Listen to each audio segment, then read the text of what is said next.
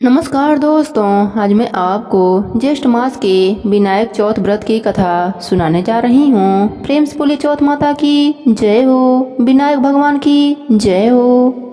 एक समय की बात है, एक गांव में विष्णु शर्मा नाम के ब्राह्मण रहते थे। वे वेदों के ज्ञाता थे।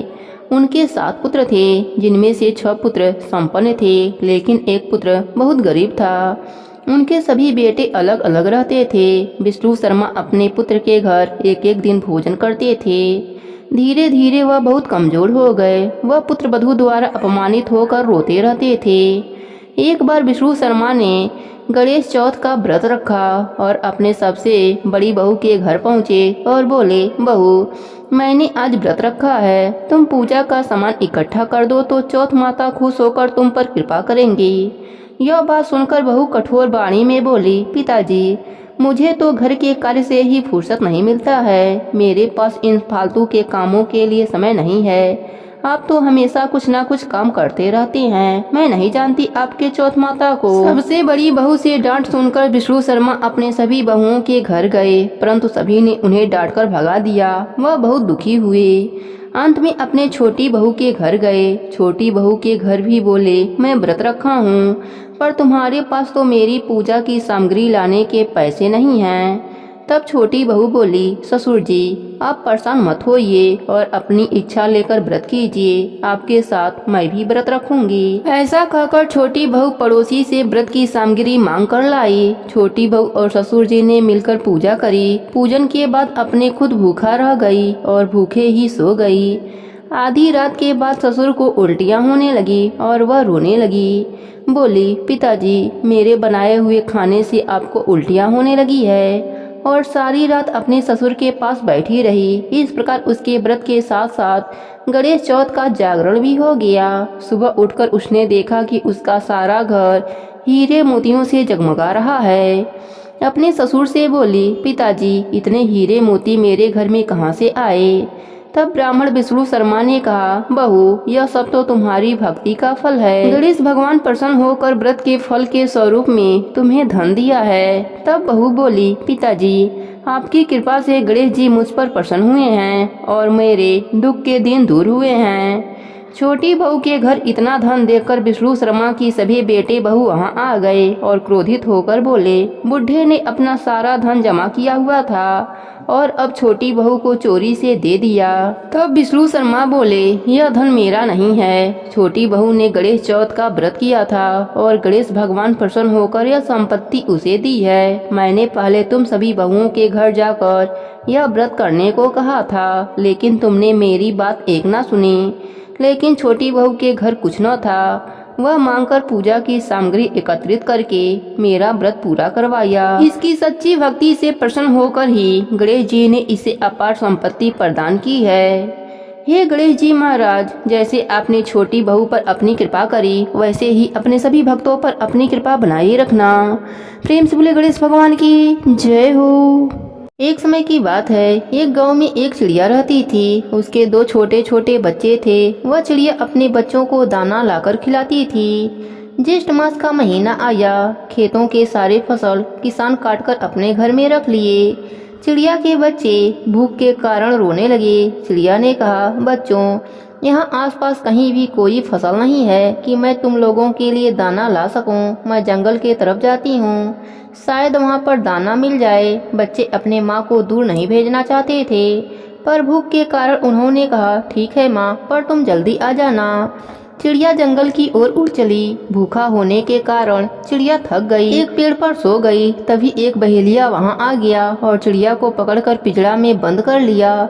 चिड़िया रोने लगी, अपने बच्चों का दुख भी बताया, पर बहेलिया क्रूर स्वभाव का था। उसने उस चिड़िया को नहीं छोड़ा।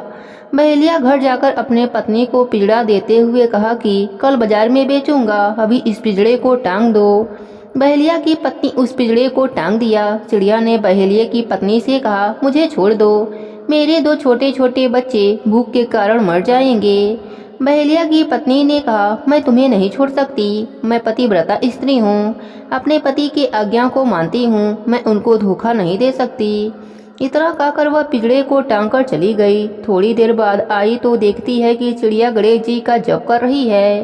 बहेलिया की पत्नी पिंजड़े के पास आई और बोली, हे चिड़िया, तुम क्या कर रही हो? चिड़िया ने कहा, मैं विघ्न विनायक श्री गणेश जी का नाम ले रही हूँ। उनकी कृपा हुई तो मैं इस बंधन से छूट जाऊंगी। बहेलिया की पत्नी ने हंसा और कहा, तुम भगवान की शक्तियों को मानती हो, हम लोग तो अपने कर्म को ही भगवान मानते हैं और मैंने कभी भी भगवान का नाम नहीं लिया और मैं अब तुम्हारे विश्वास को देखना चाहती हूँ। अगर तुम बच गई तो मैं यह सब छोड़ दूंगी और भगवान के ध्यान और कीर्तन में लग जाऊंगी। इतना कहकर बहेलिया की पत्नी घर के कामों को करने लगी। सुबह हुआ तो बहेलिया उस पिंजड़े को लेकर जाने लगा। तब बहेलिया की पत्नी ने सारी बात बताई और उसके साथ चलने के लिए कहा। बहेलिया मान गया। दोनों जन बाजार गए और चिड़िया को उचित दाम पर एक कसाई के दुकान पर बेच दिया। वह चिड़िया कसाई के पास आ गई। वह नाचने लगी। तब बड़ी आश्चर्य से बहेलिया की पत्नी ने कहा, तुम तो कह रही थी कि तुम्हारे विघ्नहर्ता तुम्हें बचा लेंगे और जब तुम मरने वाली हो तो तुम झूम रही हो। तब चिड़िया ने कहा कि मुझे ऐसा लगा कि विघ्नहर्ता गणेश भगवान जी ने मेरे बच्चों को सुरक्षा प्रदान कर दिया है, इसलिए मुझे बचाने नहीं आए। मेरे बच्चे अब सुरक्षित हैं, इसी कारण मैं खुशी से झूम रही हूँ। तभी उस दुकान पर एक औरत आई और उसने कहा, ये कसाई वाले भैया, आप इस चिड़िया को मुझे दे दो, मैं बदले में आपको मुंह मांगी कीमत दूंगी। फिर कसाई खुश होकर चिड़िया को उस औरत को बेच दिया। तब कसाई की पत्नी ने कहा, बहन, तुम इस चिड़िया का क्या करोगी? तब वह औरत ने कहा कि आज सुबह एक बाबा मिले। उन्होंने कहा कि फला दुकान पर तुम्हें एक चिड़िया मिलेगी। अगर तुम उस चिड़िया को लाकर उसका जूठा पानी अपने बच्चे को पिलाओगी तो तुम्हारा गूंगा बेटा बोलने लगेगा। फिर वह औरत चिड़िया से पानी जूठा करवाया और अपने बच्चे को पिलवाया। उसका लड़का बोलने लगा। यह सब देखकर बहेलिया और उसकी पत्नी और कसाई वाला आश्चर्य से चकित रह गए और सबके मन में भगवान के प्रति आस्था जाग गई। बहेलिया चिड़िया पकड़ना छोड़ दिया और कसाई मांस बेचना छोड़ दिया। अब दोनों भगवान के भजन कीर्तन और पूजा पाठ में लग गए। विघ्न विनायक श्री गणेश जी ने एक छोटी सी जीव के रक्षा के लिए खुद चलकर आ गए। बहेलिया, उसकी पत्नी और उस कसाई के मन में भी आस्था जगा दिए।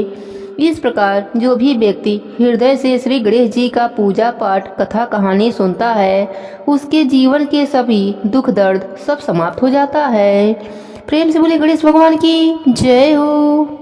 एक गांव में रामू अपने पत्नी सुमन के साथ रहा करता था। रामू को अपने भक्ति पर पूरा विश्वास था। वह हमेशा गणेश भगवान की पूजा किया करता था। रामू अपने पत्नी से कहता था कि जो लोग सच्चे मन से गणेश भगवान की पूजा करते हैं, सबकी मदद करते हैं, भगवान उनकी मदद जरूर करते हैं। मगर सुमन को ऐसा नहीं लगता था, क्योंकि उसने बहुत परेशानियां देखी थी। उसको लगता था कि अगर ऐसा होता तो आज तक हमें बहुत कुछ मिल गया होता।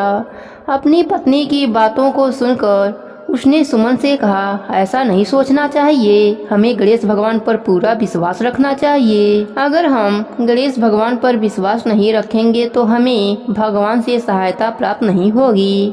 मगर सुमन हमेशा यही कहती कि तुम समय का इंतजार कर रहे हो।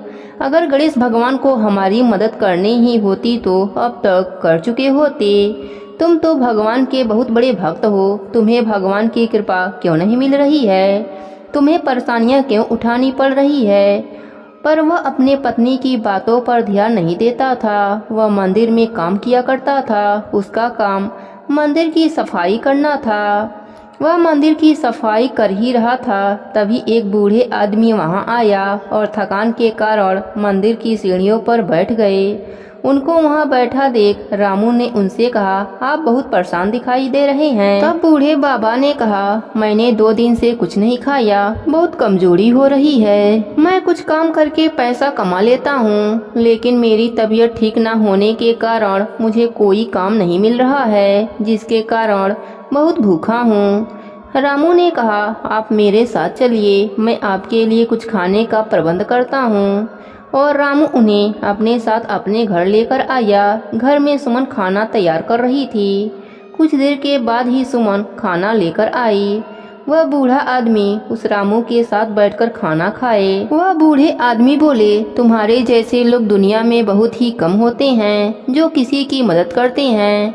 तुमने मुझे खाना खिलाया है। तुम बहुत अच्छे आदमी हो। दूसरों का दुख समझने वाले बहुत ही कम लोग होते हैं। रामू ने कहा, आप थोड़ी देर मेरे साथ यहाँ आराम कर लीजिए, आप बहुत थके हुए लग रहे हैं। कुछ देर के बाद जब रामू की आंख खुली तो उसने देखा कि वह बूढ़ा आदमी वहाँ नहीं था। उसने अपने पत्नी से पूछा, क्या तुमने उन्हें कहीं जाते हुए देखा है? वह बोली, नहीं, मैंने उन्हें जाते हुए नहीं देखा। फिर रामू ने देखा कि वहाँ एक थैला रखा हुआ है जिसके अंदर बहुत सारे सोने के सिक्के हैं। रामू ने अपने पत्नी से कहा, यह सिक्के किसके हो सकते हैं? अगर वह बूढ़ा आदमी इतना अमीर था तो उसने मुझसे झूठ क्यों कहा? हमें यह सिक्के यहीं रख देने चाहिए, हो सकता है वह इन्हें लेने वापस आ जाएं। इसके बाद रात हो गई। रामू को एक सपना आया। उसके सपने में गणेश भगवान आए और उन्होंने कहा, मैं ही तुम्हारे साथ भोजन किया था और तुम बहुत परेशान थे, इसलिए मैंने कुछ सिक्के तुम्हारे लिए छोड़ा है जिसकी तुम्हें बहुत जरूरत है। तुम मेरे ली हुई परीक्षा में सफल रहे। अब जब भी तुम्हें जरूरत पड़े उन सिक्कों का इस्तेमाल कर लेना।